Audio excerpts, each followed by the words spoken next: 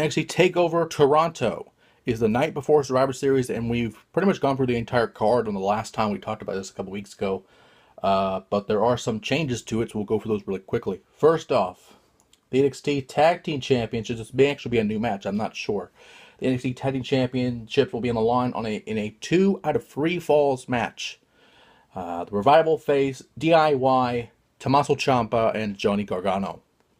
This match, I believe, was on TakeOver Brooklyn, and the injury of Gargano had some impact on the Cruiserweight Classic as well.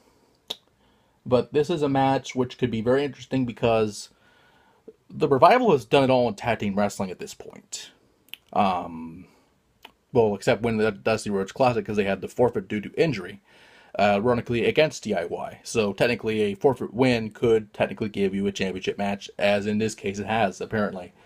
With that being said, however, this could be a match.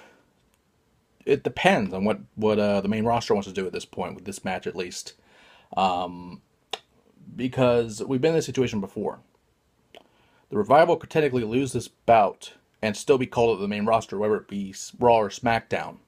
Probably not around the time of Survivor Series, but probably soon after that. We don't know for sure. But with that being said, this could be the match that DIY finally win the titles. And I feel that's probably the match that will happen, because the Revival they're in a weird spot, because you would think they'd be called up by now for at least one of the tag team divisions for Raw or SmackDown, because SmackDown needs tag teams at this point. Otherwise, we'll keep seeing the Headbangers and Spirit Squad, and hell, they might even bring back any tag team. I don't even know. Because you brought back the Headbangers, which was surprising to me for the first time in maybe over a decade or two, that they've been around the WWE. So that really shows that they need more tag teams on the main roster, but not too much to overinflate that division. So with that being said, the Revival will probably lose this match and go up to the main roster, which I'm picking DIY. And finally, was it here or here? It was here, okay. They just have this weird page set up, I guess.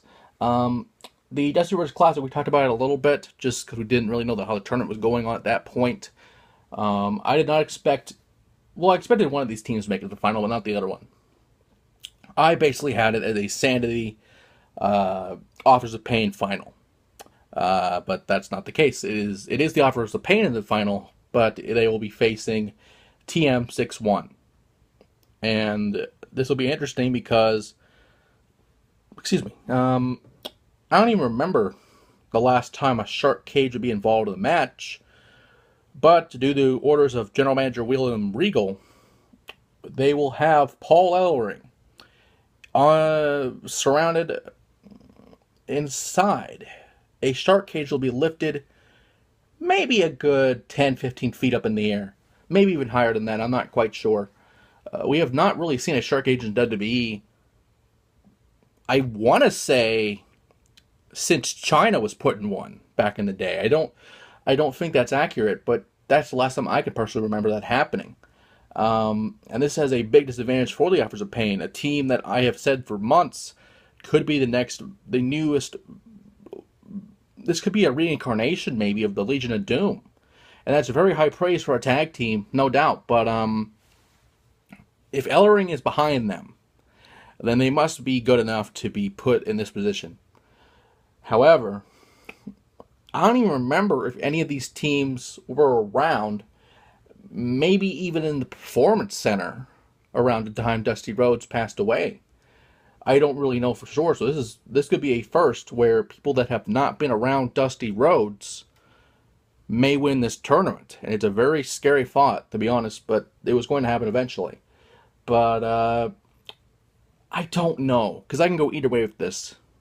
But I feel like if you're going to solidify the AOP as perhaps that newer, that fucking maybe even better than the Legion of Doom, that's probably impossible.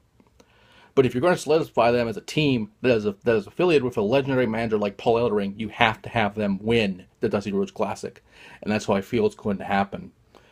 I would not be surprised if TM61 won the match, but I feel like that upset win happened against Sanity because I feel like this would have been a perfect time to have a Sanity AOP match. That would have been great in my opinion, but that's not going to happen. Probably at least not now. Maybe in the future, but not now. And I feel like both teams need this win for sure. But I feel like the AOP needed more. And again, who knows? They could springboard this to, again, possibly being called up the main roster. But with that being said, the NXT Takeover Toronto, we've gone over the rest of the card in a previous episode. But with that, it's this Saturday. And a lot of things can happen. A lot of people could be called up to the main roster. We don't know for sure. But this will be a great card for sure.